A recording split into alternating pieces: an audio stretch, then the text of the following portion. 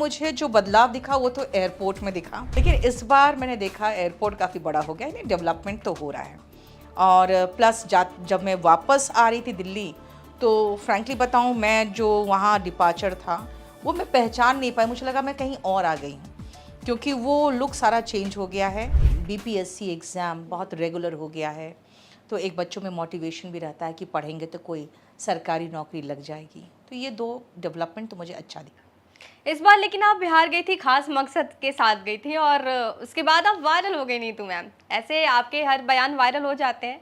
Khan sir के reception की बात कर रही हूँ मैं। खान सर के रिसेप्शन में नीतू मैम पहुँचती हैं, उसके बाद जो कुछ होता है वो कैमरे में रिकॉर्ड हो जाता है, वायरल हो जाता है।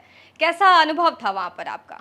अब वो क्यों वायरल होगी मुझे नहीं समझ में आया, क्योंकि मैंने ऐसा एज सच कुछ किया नहीं था अलग से। क्योंकि जैसे आपने कहा ना, वंस बिहारी ऑलवेज बिहारी, तो हमारे तरफ एक नियम होता है कि जो घूंघट होती है, लड़कियां वो इतना लेके बैठे रहती हैं और उसकी मुंह दिखाई की रस्म होती है। अब मुझे नहीं पता था कि वहाँ क्या चल रहा है, क्योंकि मैं जैसे कार से मैं उतरी हूँ, खान सर के एक स्टाफ ने मुझे वहीं पर रिसीव किया और वो सीधा मुझे अंदर ले जाके सीधा स्टेज पर खान सर के पास पहुंचा दिए। तो मुझे पता नहीं था कि पहले से लोग क्या कर रहे थे वहाँ पे। जब मैं गई तो मैंने देखा खान सर ने बहुत प्यार से मुझे अपने पेरेंट्स से मिलवाया। फिर मैंने वो दुल्हन को देखा घूंघट में। बिहार आप अभी गई थी हाल में, कैसा लगा बिहार जाकर? बिहार तो अपना है ही, उसमें आपको फील में होता है ना ऐसा कि जैसे अपने घर आ गए, ऐसा महसूस होता है जब भी मैं पटना जाती हूँ तब। अच्छा, how often you go there? साल में 3-4 बार जाती हूँ पटना अपने सेंटर पे। और केडी कैंपस का सेंटर बहुत पहले से है, तो मुझे जाना ही पड़ता है बीच बीच में, क्योंकि बच्चों से मिलना रहता है। लेकिन साल में एक बार मैं जाती हूँ अपना होम टाउन, जो है गिरिडीह, झारखंड में। अब झारखंड हो गया है, पहले बिहार अच्छा, था। कहते हैं ना, once a Bihari always a Bihari. वो चीज़ है। तो वो एक कहावत और है कि you can take out a Bihari from Bihar, but you can not take out Bihar from a Bihari.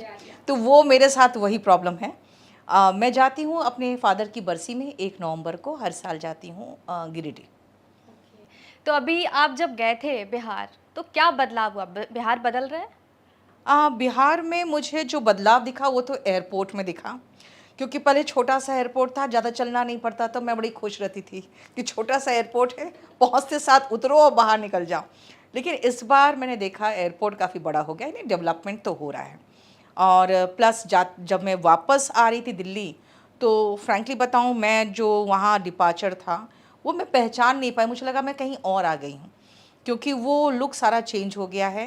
तो एक तो एयरपोर्ट में दिखा, दूसरी बात है कि बच्चों के बीच में एक अच्छी खबर वहाँ पर है कि जैसे बीपीएससी एग्ज़ाम बहुत रेगुलर हो गया है, तो एक बच्चों में मोटिवेशन भी रहता है कि पढ़ेंगे तो कोई सरकारी नौकरी लग जाएगी। तो ये दो डेवलपमेंट तो मुझे अच्छा दिखा। इस बार लेकिन आप बिहार गई थी खास मकसद के साथ गई थी और उसके बाद आप वायरल हो गई नीतू मैम। ऐसे आपके हर बयान वायरल हो जाते हैं। खान सर के रिसेप्शन की बात कर रही हूँ मैं। खान सर के रिसेप्शन में नीतू मैम पहुँचती हैं, उसके बाद जो कुछ होता है वो कैमरे में रिकॉर्ड हो जाता है, वायरल हो जाता है। कैसा अनुभव था वहाँ पर आपका? अब वो क्यों वायरल होगी मुझे नहीं समझ में आया, क्योंकि मैंने ऐसा एज सच कुछ किया नहीं था अलग से। क्योंकि जैसे आपने कहा ना, वंस बिहारी ऑलवेज बिहारी, तो हमारे तरफ एक नियम होता है कि जो घूंघट होती है, लड़कियां वो इतना लेके बैठे रहती हैं और उसकी मुंह दिखाई की रस्म होती है। अब मुझे नहीं पता था कि वहाँ क्या चल रहा है, क्योंकि मैं जैसे कार से मैं उतरी हूँ, खान सर के एक स्टाफ ने मुझे वहीं पर रिसीव किया और वो सीधा मुझे अंदर ले जाके सीधा स्टेज पर खान सर के पास पहुंचा दिए। तो मुझे पता नहीं था कि पहले से लोग क्या कर रहे थे वहाँ पे। जब मैं गई तो मैंने देखा खान सर ने बहुत प्यार से मुझे अपने पेरेंट्स से मिलवाया। फिर मैंने वो दुल्हन को देखा घूंघट में।